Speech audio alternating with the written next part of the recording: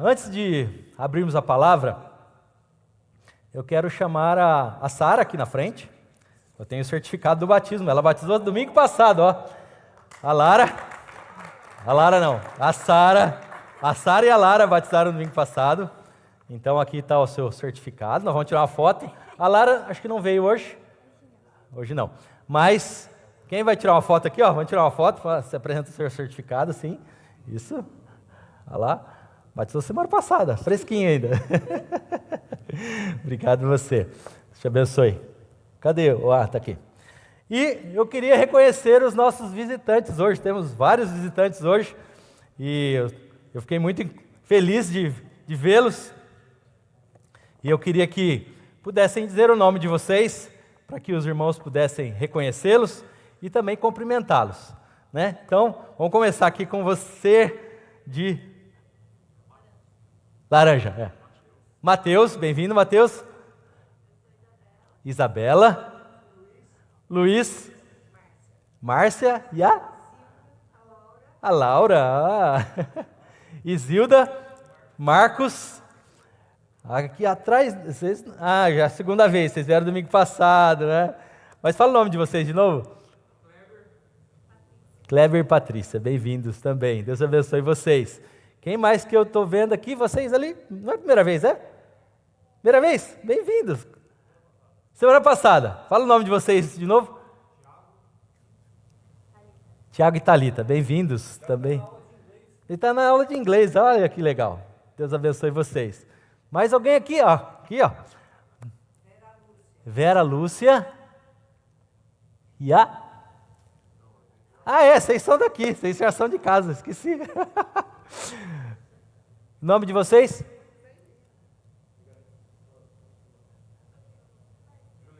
Juliano. Juliana? Julie. O Josh que vem lá, eu lembro do Josh, muito bem. Vamos então sair do nosso lugar, comentar os nossos visitantes. Eu acho que eu lembrei de todo mundo. Que Deus abençoe vocês, são bem-vindos. Prazer receber todos vocês aqui. Se você está passeando, talvez Deus está te trazendo para cá, né? Pode ser que Deus te trouxe para cá por algum motivo, né?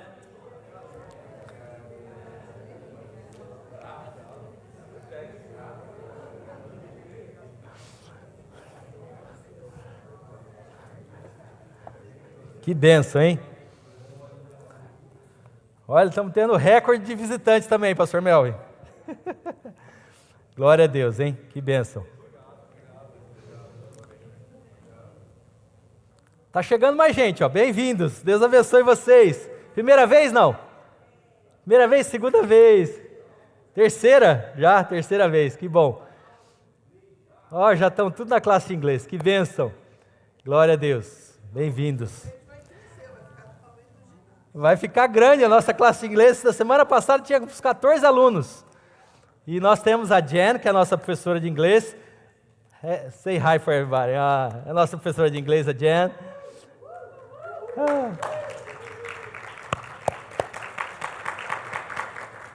E agora nós temos o tradutor lá atrás. Ele chegou.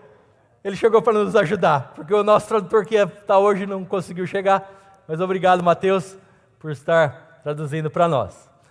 Muito bem, vamos abrir a palavra de Deus. Eu quero, em meia hora, vamos trabalhar em meia hora, falar um pouquinho daquilo que Deus tem colocado no nosso coração. Nós estamos começando hoje uma nova série de mensagens falando sobre Deus está trabalhando. Deus trabalha no meio de nós. Ele trabalha na sua igreja, Ele trabalha no meio daquilo que Ele mesmo planejou.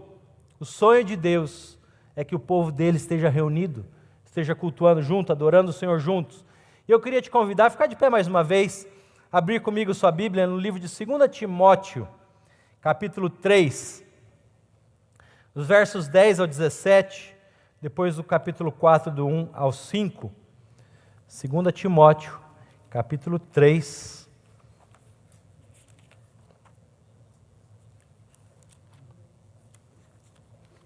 2 Timóteo 3, Fica lá no finalzinho da Bíblia. Depois de Tessalonicenses. Às vezes não é fácil de achar Timóteo. É igual achar o livro de Judas, também é difícil de achar. Mas você procurar Obadias, você fala, acha Obadias aí, não é rápido não, tem que procurar. Talvez alguns já sabem facilmente. Capítulo 3, versos 10 em diante, segunda carta de Paulo a Timóteo, capítulo 3, versos 10 em diante. Diz assim: Tu, porém, tens seguido o meu ensino, procedimento, propósito, fé, longanimidade, amor, perseverança, as minhas perseguições e os meus sofrimentos, quais me aconteceram em Antioquia, Icônio e Listra, que variadas, o que ele sofreu? Perseguições. Tenho suportado, de todas, entretanto, me livrou o Senhor. Ora, todos quantos querem viver piedosamente em Cristo Jesus serão perseguidos. Mas os homens perversos e impostores irão de mal a pior, enganando e sendo enganados. Tu, porém, permanece naquilo que aprendeste e de que foste inteirado, sabendo de quem o aprendeste, e que desde a infância sabe as sagradas letras que podem tornar-te sábio para a salvação pela fé em Cristo Jesus. Toda a Escritura é inspirada por Deus e útil para o ensino, para a repreensão, para a correção, para a educação na justiça, a fim de que o homem de Deus seja perfeito e perfeitamente habilitado para toda boa obra. Capítulo 4. Conjuro-te perante Deus e Cristo Jesus, que há de julgar vivos e mortos, pela sua manifestação e pelo seu reino. Prega a palavra, insta, quer seja oportuno, quer não, corrige, repreende, exorta com toda longanimidade e doutrina, pois haverá tempo em que não suportarão a sã doutrina. Pelo contrário, cercar-se-ão de mestres, segundo as suas próprias cobiças, como que sentindo coceira nos ouvidos. Se recusarão a dar ouvidos à verdade, entregando-se às fábulas. Tu, porém, sê sóbrio em todas as coisas, suporta as aflições, faz o trabalho de evangelista, cumpre cabalmente o teu ministério. Vamos orar mais uma vez. Senhor Jesus, muito obrigado, Senhor, pela tua palavra. Muito obrigado por este culto que podemos estar juntos celebrando o teu nome, como nós dizemos, o nome que está acima de todo nome. Senhor, nesta manhã, fala conosco, ministra o nosso coração, que possamos sair daqui encorajados a continuar compartilhando as sagradas letras, Senhor. Em nome de Jesus. Amém e amém. Pode se sentar, por favor. Há alguns anos atrás, creio que há 2 anos atrás, logo que eu cheguei aqui, o pastor Melvin começou a escrever os valores que a nossa igreja tem. Nós temos os valores que a denominação tem, a Igreja Nazarena tem como denominação, mas cada igreja local tem os seus valores, os seus princípios, aquilo que normalmente acontece. Um dos valores, por exemplo, é que nós podemos orar em todo tempo, em qualquer lugar, e qualquer pessoa pode orar. Não há diferença entre um e outro para quem pode orar ou quem não pode. Esse é um valor da nossa igreja. Outro valor que nós acreditamos é que nós construímos coisas juntas. Nós construímos algo juntos, como o reino de Deus. Não é algo separado, mas algo junto, para o crescimento do seu reino. Este valor que nós vamos falar hoje é que Deus está trabalhando no meio da sua igreja. Ele trabalha no meio de nós. Ele intensamente está fazendo algo que talvez nós não estejamos percebendo, talvez não estejamos vendo, mas Deus está trabalhando no meio de nós. Então nós acreditamos que Deus está sempre trabalhando, por causa do que Deus fez nas Escrituras, ao longo da história, podemos ter confiança que Deus está trabalhando agora, Amém? Deus está trabalhando neste momento.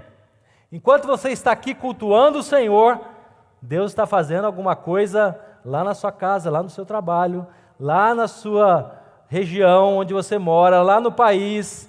Deus está fazendo algo que a gente não está vendo. Assim como nós lemos em Efésios, no reino espiritual nós não vemos, mas acontece, porque Deus trabalha no meio do seu povo. Acreditamos que Deus está trabalhando em todas as situações para levar as pessoas a uma fé salvadora em Jesus Cristo. Ou seja, Deus trabalha no coração do homem para ele poder se entregar ao homem. Isso nós chamamos na teologia, vou ser um pouco mais teológico agora, nós chamamos da graça preveniente, graça prévia. É o agir de Deus antecipado no nosso coração. Quando nós passamos por alguma situação e nós dizemos, eu preciso de Deus. Sem Deus eu não consigo avançar. Sem Deus eu não posso. Sem Ele não dá. Ou às vezes perdemos alguém querido da nossa família e você diz, eu preciso do Senhor porque eu não sei o que vai acontecer comigo. Se eu morrer hoje, onde eu vou passar a eternidade? O que é que vai acontecer comigo se eu morrer hoje? Esses pensamentos é algo que o Senhor trabalha no nosso coração, antes da gente se entregar a Ele, antes da gente se render a Ele, é o que a gente chama da graça preveniente. Então nós tomamos a decisão por Cristo. Esse é o trabalhar de Deus em nós. Ele trabalha na nossa vida. Nós também acreditamos que Ele nos convida a participar desse processo. Ele convida a gente para fazer parte dele. Olha que maravilhoso, vendo a Isidro e o Marcos aqui. Quantos anos que eu não via vocês. Mas minha esposa trabalhou com eles. Eles têm uma escola em Campinas e minha esposa trabalhou com eles. Não lembro se foi 1 ano ou 2, não lembro quanto tempo. Eu falei para ela que vocês estão aqui, ela está cuidando das crianças. Mas estamos trabalhando juntos, porque lá eles pregam a palavra também. Ensinam as crianças a palavra de Deus. E hoje vocês vão poder ver, vocês ficarem para o segundo culto, vão ver a nossa escola, a gente começou ano passado, as crianças vão cantar no segundo culto, e nós já vamos fazer 1 ano de escola em 2 meses, 3 meses. Quão maravilhoso tem sido ver as crianças todos os dias ouvindo a palavra de Deus e crescendo com Deus. Então Ele nos convida a fazer parte desse processo, a fazer parte daquilo que Ele chama de igreja. Não o templo, mas eu e você, que somos a igreja do Senhor. E cada um de nós tem alguém que quer que seja alcançado com o Evangelho. Todos nós temos alguém que nós podemos dizer, puxa, se aquela pessoa conhecesse o Senhor Jesus, talvez mudaria a família toda, mudaria gerações. E eu fui pesquisar a história de um homem que muitos já ouviram. Ele se chamava D.L. Moody. Quem já ouviu falar do Moody? Ele não era mudo não, né? Mas ele era sapateiro. E ele foi um evangelista no século XIX. Quando jovem ele trabalhava uma loja de sapatos. E um homem simples chamado Edward Kimball, que era seu professor da escola dominical, sentiu no coração o desejo de evangelizá-lo, ou seja, ele já estava na escola dominical, mas não era crente em Jesus ainda. E um dia ele foi até a loja, esse Kimball foi até a loja onde o Moody estava trabalhando, e meio nervoso falou do amor de Cristo para ele, no meio dos sapatos. Aquele ato simples de coragem mudou a vida de Moody. E ele se converteu, e mais tarde se tornou um dos maiores pregadores e evangelistas da história, alcançando milhares de vidas para Cristo. Tudo isso começou porque um homem comum, não era pastor, não era missionário, não era evangelista, nada disso, não tinha título nenhum. Um homem decidiu obedecer a Deus e compartilhou a palavra de Deus com ele, e ele ficou mais interessado em vender sapatos naquele dia do que ouvir sobre Deus. Interessante, né? Mas é algo que Deus faz em nós. Ele trabalha na nossa vida. Ele usa pessoas para falar do amor de Cristo. Cada semana eu tenho tido uma experiência legal lá na escola. A Daiane está lá também. Sido escola de inglês, nós temos estudado. E tem sido cada dia uma experiência. Tem gente de todo mundo da minha classe. E eu sempre que eu posso, eu dou alguma palavra, porque tem muçulmano na minha sala, tem budista na minha sala, tem ateu na minha sala, tem crente na minha sala também. Eu descobri esses dias, eles eram os crentes anônimos, mas estavam lá, estão lá. E eu tenho falado, Senhor, me dá uma alma, Senhor. Me dá uma alma. Pelo menos uma, Senhor. Me dá almas. Me dá a oportunidade de falar do Teu nome. Me dá uma oportunidade para anunciar que o Senhor pode salvar. Que eles podem receber o Senhor Jesus. Que eles podem mudar a vida deles. Dá-me uma oportunidade. John Wesley dizia, dá-me 100 homens que não temam o pecado. Que não temam, eu não lembro o restante. Que com 100 homens a gente pode mudar o mundo. Homens e mulheres, é claro. Mas nesse trabalhar de Deus, nós queremos enfocar hoje focar um pouquinho mais sobre a palavra ensino. Quando nós pensamos sobre ter uma escola, foi algo muito interessante porque o meu visto foi aprovado no dia 6 ou 7 de janeiro, se eu não me engano. Assim que foi aprovado, o pastor Melvin disse, olha, agora nós vamos começar uma escola daqui 2 anos, e eu quero que você faça parte das reuniões da escola. Então, a cada 15 dias, a gente tinha reuniões online, eu estava no Brasil, e eles tinham reuniões online com um tutor, ou um mentor, que ele mora, acho que em Kentucky, eu não lembro exatamente qual a cidade que ele mora, mas a gente tinha reuniões com ele a cada 15 dias. E ele deu tarefas, deu passos para a escola. E a escola não começou assim, vamos começar a escola hoje. Não, planejamento. Por 2 anos, planejando, para no 3º ano começar. É assim que dá certo. Quando a gente planeja, eu sei que tem gente que faz também no vamos que vamos e dá certo. Mas aqui, o americano é muito organizado, vocês sabem disso. E eles se programaram para isso. Recursos financeiros, ajudou, a igreja participou dos projetos. Mas o que eu estou querendo dizer? Que o ensino é algo fundamental para nós. Todos nós precisamos ser ensinados pela palavra de Deus. Porque a palavra de Deus transforma a nossa vida. Na Bíblia, a palavra ensino quer dizer transmitir conhecimento. Transmitir o conhecimento que você tem para outra pessoa. É formar caráter, gerar temor de Deus e orientar para a vida segundo a vontade de Deus. Quando você vai para o hebraico, você já ouviu falar do Torá, ou da Torá. A Torá significa instrução, significa lei, mas com significado pedagógico e espiritual, como um pai que guia o filho. Esse era o sentido do Senhor ensinar o povo de Deus com a sua palavra. Deus dizia, as coisas aconteciam. Deus falou e tudo foi formado, foi criado. Quando nós vamos para o Novo Testamento, que a maior parte dele foi escrito em grego, nós vemos a palavra didaquê, que significa doutrina, instrução ou ensino. Você vai ver isso em Atos 2,42, quando diz que os apóstolos perseveravam na doutrina. Perseverar na doutrina, ou seja, ter zelo para com a palavra de Deus.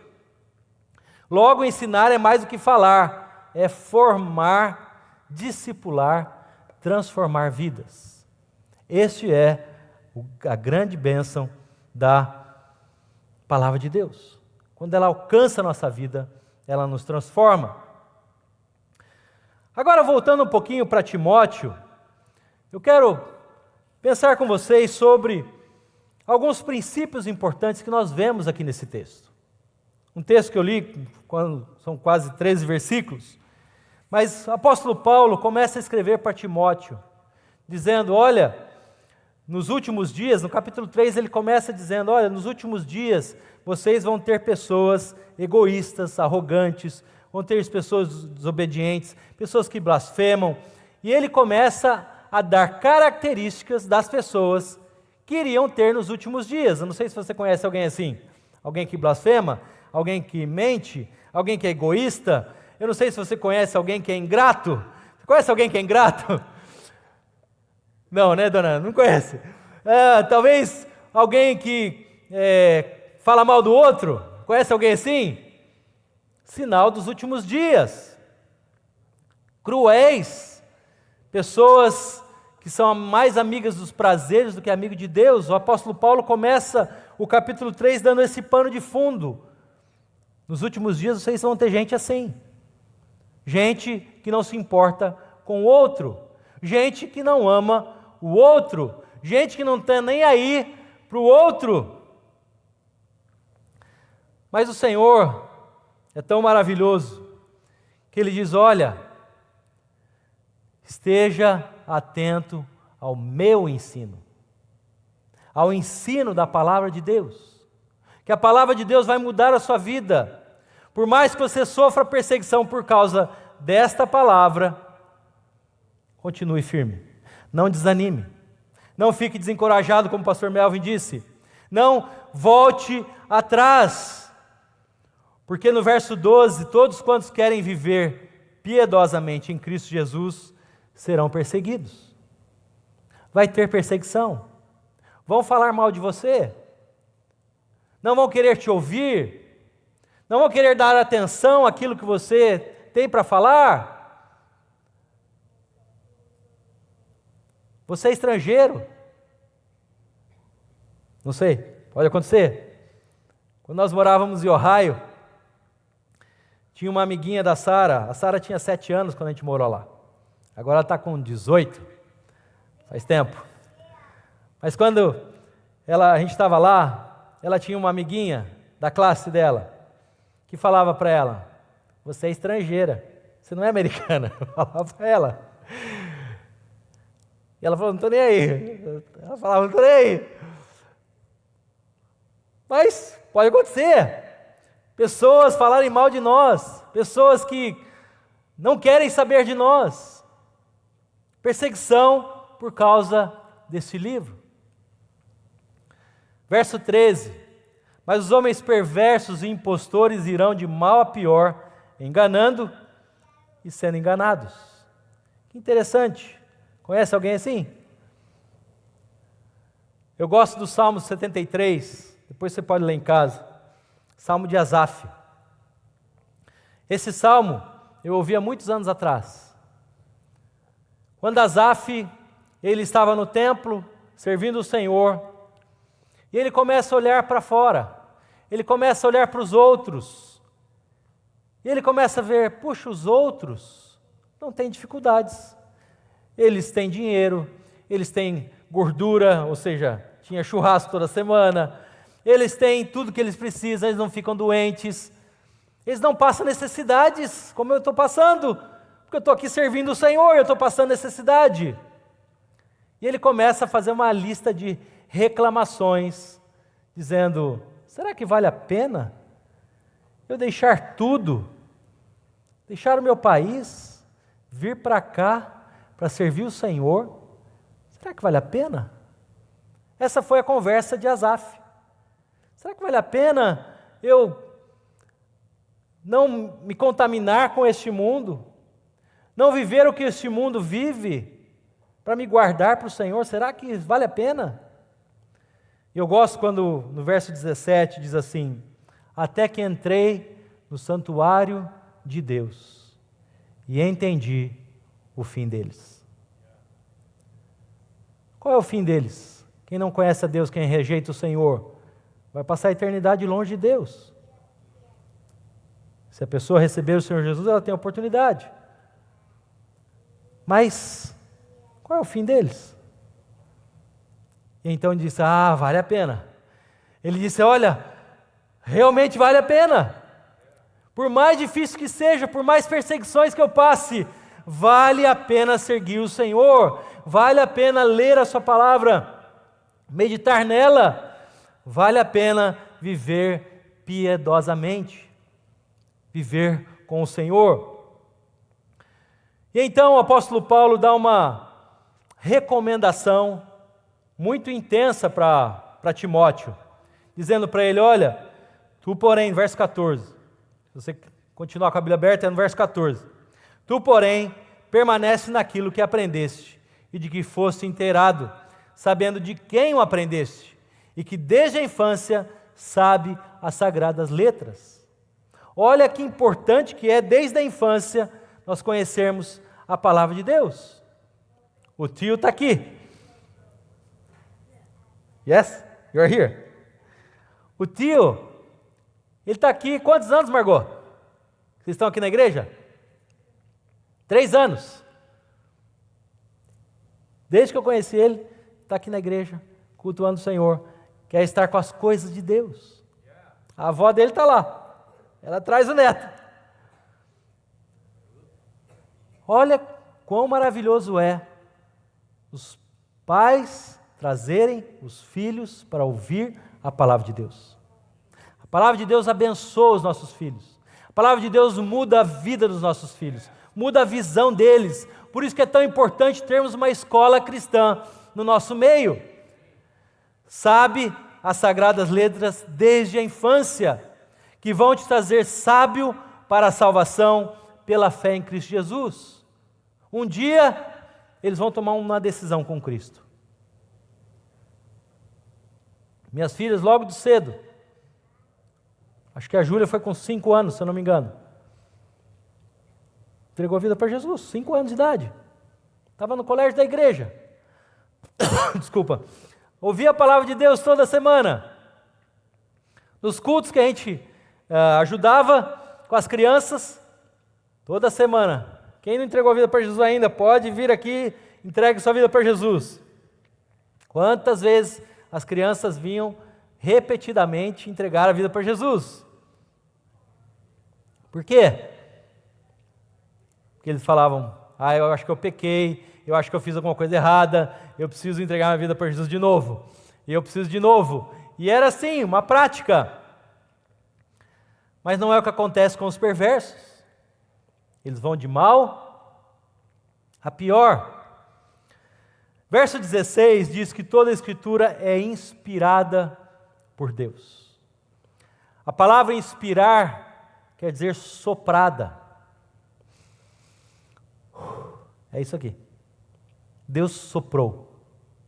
Deus deu a sua palavra diretamente dele. Foi ele quem disse e tudo aconteceu. A palavra de Deus, ela é tão viva e tão real que ela muda o coração de qualquer pessoa. Muda a visão de qualquer pessoa. Permanece. Verso 15, conhece. Verso 16, a palavra é inspirada. Verso 17, o servo de Deus seja perfeito e habilitado para toda boa obra. Eu sei que essa palavra perfeição, perfeito, a gente fala assim, se alguém perguntar para você, você é perfeito? Fala, não sou não. Não é? Se eu dizer para você que você é perfeito, muda alguma coisa? Porque perfeição na Bíblia tem a ver com propósito, não com absolutismo. Tá certo essa palavra, Isilda? Absolutismo, tá certo? Absolutamente não. Também, obrigado. Sou de português, a gente tem que ajudar a gente. Agora aqui eu estou perdendo meu português, né? A gente vai perdendo. Mas não é perfeição absoluta. O que a Bíblia chama é para não vivermos o que o mundo vive, sermos separados, daí que vem a palavra santo. O que o mundo vive eu não vivo. Nós somos diferentes.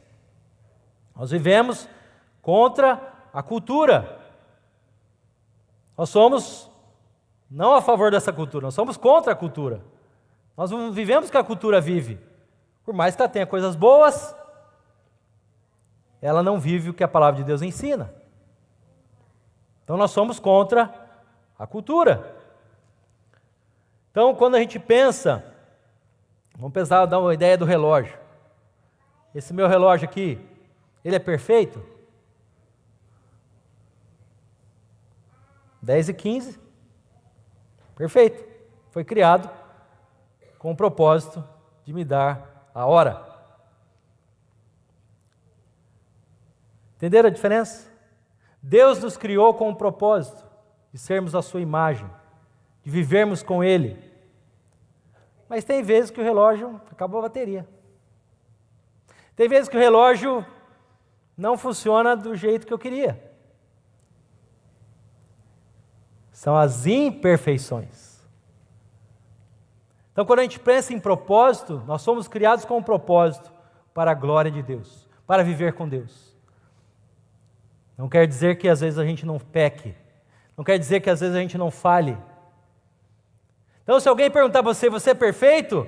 Você pode dizer, eu sou perfeito, mas eu tenho minhas imperfeições. Eu tenho minhas falhas, eu tenho meus pecados, eu tenho coisas que ninguém sabe, ninguém vê. São as nossas imperfeições. Mas o propósito para o qual Deus nos criou é para que pudéssemos ser perfeitos diante dEle, um relacionamento perfeito com Deus.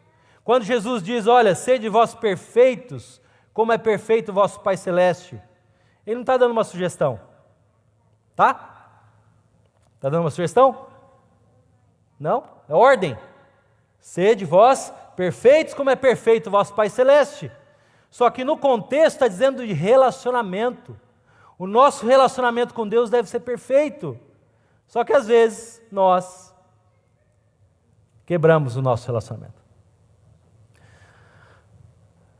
Capítulo 4.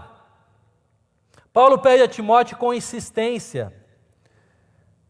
Olha, prega a palavra. Lá na igreja de Campinas, tem uma frase assim, lá no fundo da igreja. Só dá para o pregador ver. Está escrito assim, prega a palavra. Por quê? Que é o que o apóstolo Paulo está recomendando aqui, ó. Com insistência.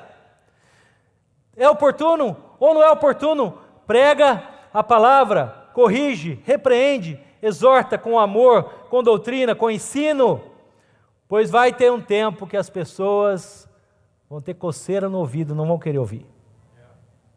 As pessoas não vão querer saber do Evangelho. As pessoas não vão querer saber da verdade de Deus. E eu me lembrei, quando estava lendo o texto, eu me lembrei quando Janes e Jambres, lembram desses dois personagens? Que eles eram mágicos, lá quando Moisés foi falar com o faraó. No texto de Êxodo não fala o nome deles, fala aqui em Timóteo. Mas ele disse para faraó, olha, eu vou fazer aqui, vou pegar o meu cajado, ele vai se tornar uma cobra. A Bíblia diz que os mágicos fizeram o mesmo. Só que Arão, ele pegou o cajado dele e se tornou uma cobra e começou a comer a cobra, as outras cobras, mostrando o poder de Deus. Mas mesmo assim, eles ficaram resistentes. Faraó não quis acreditar. Faraó não quis ouvir o que Moisés estava falando, estava fazendo, mas a palavra se cumpriu. E eu quero caminhar para o final, que o nosso pastor já está ali na porta. Brincadeira. Mas eu quero pensar com vocês a importância do ensino. Porque o ensino, ele muda a nossa história. O apóstolo Paulo alerta Timóteo a permanecer no ensino das Escrituras. É tão maravilhoso quando a gente lê a palavra de Deus. Na última segunda-feira, eu li a palavra de Deus por 3 horas seguidas. Na verdade, eu ouvi a palavra de Deus por 3 horas seguidas.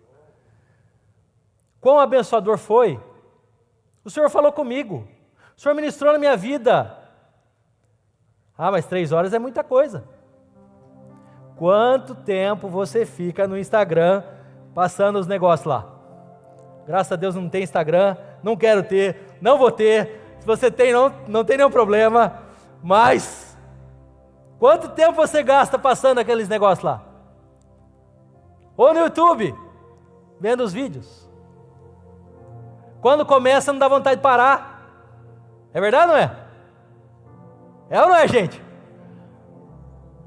Eu sei porque é. Aconteceu comigo.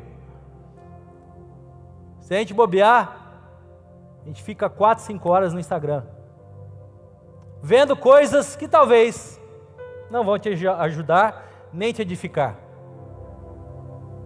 Mas passa 3 horas lendo a palavra de Deus. Vai ver se Deus não fala com você. A importância de ouvirmos a palavra de Deus, a importância de lermos a palavra de Deus. Quão abençoador é a palavra de Deus para nós. Segundo, por causa do ensino da palavra, talvez você vai ser perseguido. Talvez vão falar mal de você. Talvez não vão querer te ouvir. Mas continue, prega a palavra, quer seja oportuno, quer não. Prega essa palavra. Muitos não vão querer esse ensino. E por fim, permaneça fiel, pois a vinda do Senhor está perto, está próxima. Está mais próxima do que a gente pode imaginar. Quando a gente olha o cenário mundial, as coisas estão caminhando. Eu tenho o nosso irmão Rob ali, que a gente trabalha junto aqui na igreja. E ele sempre me manda uns vídeos da fim dos tempos, de louvores. As coisas estão caminhando para o fim. Nós precisamos estar preparados para toda boa obra que o Senhor nos chamar. Vamos ficar de pé. Feche os seus olhos. Eu não sei quanto a você, mas eu vejo a necessidade de ouvir mais a palavra de Deus, de ler mais a palavra de Deus, de gastar menos tempo com coisas que não valem a pena e gastar mais tempo com coisas que valem a pena. Que o Senhor nos ajude a estarmos mais perto dEle, a buscarmos mais a Sua presença. Senhor, nesta manhã, nós Te louvamos, porque essa igreja tem ensinado a palavra de Deus desde os pequenos, os adultos, Senhor, pessoal mais velhos. Te louvo por isso, porque sabemos a importância da palavra de Deus nesta geração, a importância da palavra de Deus nas gerações que vieram e nas gerações que virão, Senhor. A Tua palavra muda a nossa história. Senhor, abençoe os meus irmãos, ajuda-nos, Senhor. Obrigado pelos nossos visitantes de hoje. Obrigado porque o Senhor é quem traz as pessoas para estar aqui. Não sabemos os planos e propósitos do Senhor, mas que o Senhor possa se mover no meio de nós, continuar se movendo, continuar trabalhando, Senhor, continuar mudando a nossa vida, a nossa história, continuar abrindo os nossos olhos para aquilo que o Senhor tem para nós. Senhor, que nossos olhos sejam tirados dos focos deste mundo, Senhor, mas que possa estar no foco no Senhor, possa estar olhando para o Senhor, porque sabemos que a Sua vinda está mais perto do que nós pensamos, mais próxima, Senhor. Aceite a nossa oração nesse dia, aceite a nossa vida no Teu altar nesse dia, Senhor. Perdoa os nossos pecados, Senhor, daquilo que nós falamos, fizemos, deixamos de fazer. Perdoa os nossos pecados, Senhor, por perdermos tanto tempo, às vezes, com coisas que não valem a pena. Senhor, nos ajude a estar mais focados na Tua palavra, mais focados no Senhor, porque eu sei que o Senhor há de fazer muito mais além do que nós te pedimos ou pensamos, pelo Seu poder que opera em nós. Aceite a nossa gratidão, em nome de Jesus. E que o amor de Deus, o nosso Pai, que a graça bendita e maravilhosa de Jesus o Filho, e que a doce comunhão, a presença do Espírito Santo de Deus, esteja sobre todos nós, desde agora e para sempre. Amém.